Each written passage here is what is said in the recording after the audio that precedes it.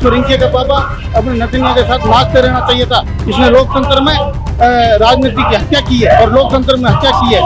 मोदी जी को डर लग रहा है कि ऐसे लड़के जवाब पूछने वाला है।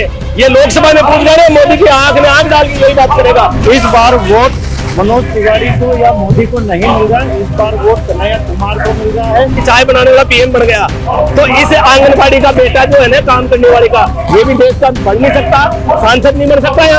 यहाँ पर किसी का मंगलसूत्र छीनने की बात कर रहे हैं, वो किसी की गाय छीनने की बात कर रही है। पूरा लोकतंत्र खतरे में है।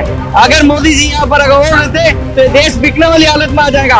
और रिंकी के पापा ने यहाँ से पूरा मुंबई गया है और वहाँ पैसा कमाया है और अपनी नचनिया को साथ नाचा है।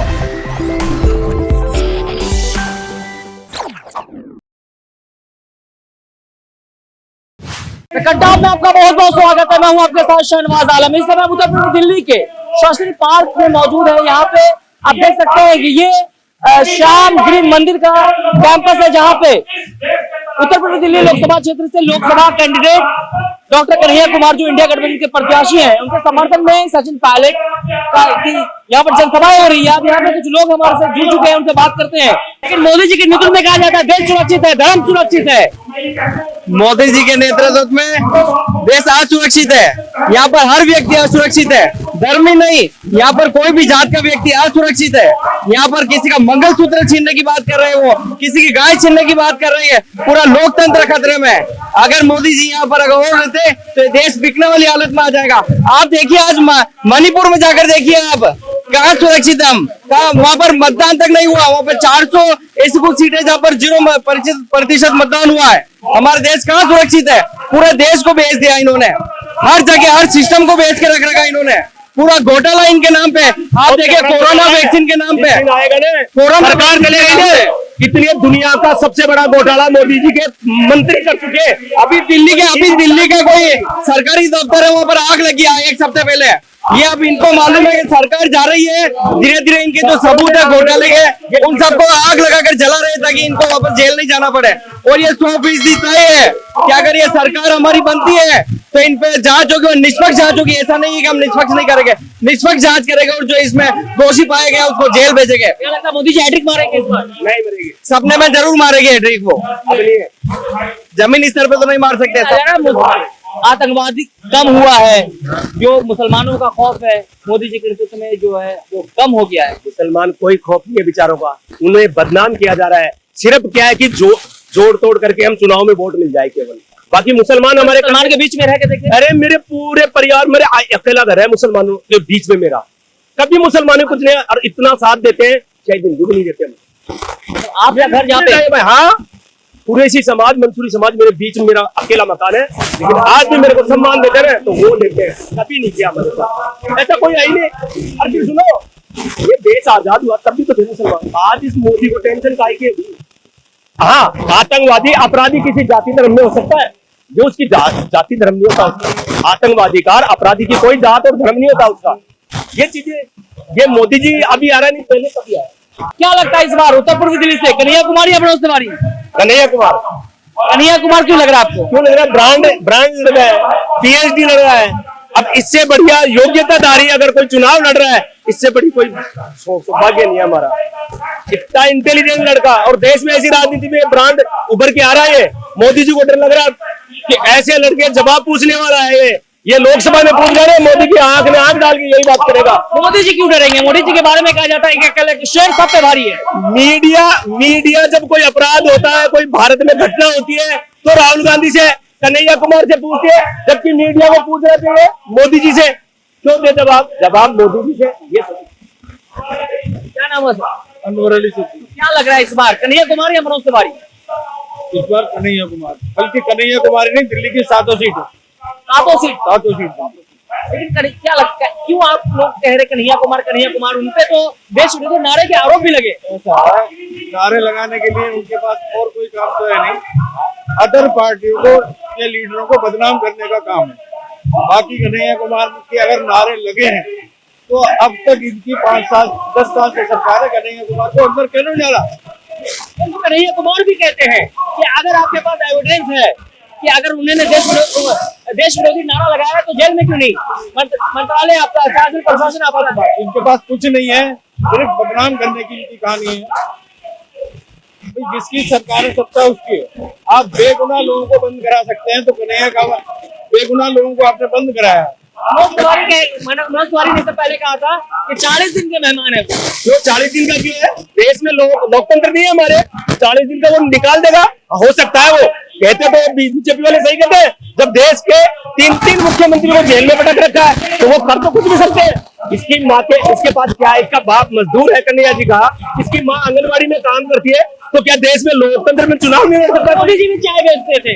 चाय बेचा, वो तो लोकसभा में बैठ के ये कहता संविधान को तोड़ मोड़ रहा है। तो संविधान, उस आज संविधान की देन है, मोदी जी चाय बनाने वाला पीएम बन गया। तो इस आंगनबाड़ी का बेटा जो है ना, काम करने वाले का, ये भी देश का बढ़ नहीं सकता, सांसद नहीं बन सकता यहाँ। तो क्या लगता है अगर कन्हैया कुमार सांसद बनते हैं, अगर वो काम नहीं करेंगे तो विरोध करेंगे उसके बाद? बिल्कुल करेंगे। अगर गलत करेंगे तो विरोध करेंगे। कांग्रेस में तो नहीं है भाई।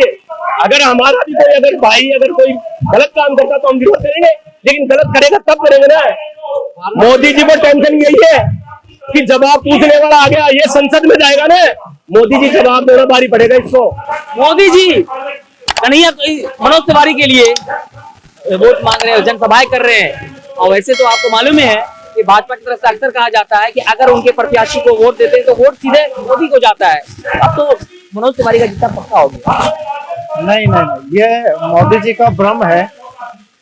हमेशा अगर आप किसी कैंडिडेट को वोट देते हो तो उसके प्रतिनिधित्व ये कह सकता है कि वोट मुझे मिल रहा है, लेकिन ऐसा नहीं है। हम यहाँ पे दिल्ली में करीब 1 महीने से जो लोगों से मिल रहे हैं, लोगों का मानस चेंज है। इस बार वोट मनोज तिवारी को या मोदी को नहीं मिल रहा है, इस बार वोट कन्हैया कुमार को मिल रहा है। भारत के एक आम नागरिक को भी ये अधिकार संविधान ने दिया है। उस संविधान के तहत नागरिक अपना हक कन्हैया कुमार के पक्ष में मतदान करके अदा कर रहा है। लेकिन मनोज तिवारी 10 साल सांसद रह चुके हैं, दिल्ली के 7 प्रत्याशी में सबसे अमीर प्रत्याशी है, और कन्हैया कुमार बहुत गरीब प्रत्याशी है। क्या लगता है हो पाएगा? बाबा साहब डॉक्टर भीमराव अंबेडकर का ये संविधान है और ये लोकतंत्र है। इसमें बाबा साहब ने हर माँ के पेट से राजा पैदा किया, ये लोकतंत्र है। और हर आदमी के पास वोट का अधिकार है, और हर आदमी वोट दे करके और राजा बनाता है। ये जो रिंकिया के पापा है, इसको समझ चुके हैं लोगों ने, और रिंकिया के पापा ने यहाँ से पूरा मुंबई गया है और वहाँ पैसा कमाया है और अपनी नचनिया को साथ नाचा है। और कन्हैया कुमार है जो देश के संविधान की रक्षा करने वाला और जनता के साथ काम करने वाला व्यक्ति है। और 10 साल में इसने उत्तरी पूर्वी दिल्ली के अंदर ऐसा कोई काम नहीं किया है जिसके नाम पर ये वोट मांगे। वोट जो ये मांग रहे हैं, ये भगवान के नाम पर वोट मांग रहे हैं, भगवान के नाम पर भीख मांगी जाती है। लेकिन आप लोग रिंकिया के पापा करके कहीं ना कहीं 10 साल संसद रहे, मनोज तिवारी का अपमान कर रहे हैं। क्या सबका अपना प्रोफेशन होता है? अगर सिंगर है तो क्या गुनाह हो गया ये? नहीं, ऐसे व्यक्ति को राजनीति में नहीं आना चाहिए था। जो व्यक्ति को नरेंद्र मोदी इसको राजनीति में लेकर आया, इसको रिंकिया के पापा अपने नचनिया के साथ नाचते रहना चाहिए था। इसने लोकतंत्र में राजनीति की हत्या की है और लोकतंत्र में हत्या की है, और ऐसे व्यक्ति को राजनीति में नहीं आना चाहिए था। क्या लगता है? अच्छा, यहाँ जो इस भीड़ में पैसा देकर लाएंगे आप लोगों को? नहीं, हम हमारी इच्छा से आए हैं। बोले इस कन्हैया कुमार का पैसा कहाँ है यार, जिसकी मां आंगनबाड़ी में काम करती हो? कोई सांसद थोड़ी भाई है। पहले उसके पास 18 करोड़ रुपए है, पिछली सरकार में 18 करोड़ रुपए इसके पास पड़ा है। वो पैसे दे करके भीड़ बता रहा है, इसके पास कहाँ है? और भीड़ समाता पैसा दे करके वो मनोज तिवारी, उसके पास 18 करोड़ रुपए, 28 करोड़ का अभी हुआ है इसका सर्वे। 28 करोड़ रुपए इसके पास बचा है, खर्च कर रहा है। इसके क्या फर्क पड़ता है? इसके तो उसके दिल्ली वाले खर्च कर रहे हैं। क्या लगता है इस बार 4 जून को 400 पार होगा? 400 पार उनका वो तो भूल गया सर, सरकार नहीं बनी उनकी, नहीं सरकार नहीं बनी उनकी। 400 पार का तो उन्होंने नारा दिया कि 400 पार वो आ गए, तो आटा 400 पार होगा, पेट्रोल 400 पार होगा, क्या नाम है दूसरी चीजें 400 पार होंगी। वो तो चीजें उन्होंने इसके लिए कही है, ना कि इस चीज के लिए 400 हमें सरकार हमें चीजें मिल रही है। आपने देखा कि जो जनता है, जो उत्तर प्रदेश दिल्ली लोकसभा क्षेत्र से जो इंडिया गठबंधन के प्रत्याशी है यानी कांग्रेस के प्रत्याशी डॉक्टर कन्हैया कुमार के समर्थन में लोग जो है यहाँ पे पहुंचे हुए हैं और कांग्रेस के वरिष्ठ नेता सचिन पायलट भी यहाँ पे सभाएं कर रहे हैं कांग्रेस के प्रत्याशी डॉक्टर कन्हैया के समर्थन में। लेकिन आपने देखा कि यहाँ पे जो जनता थी वो अपनी बात रख रही थी। सभी मुझे प्राप्त किया रहा है कि जो बताया दिल्ली से 15% निशान के साथ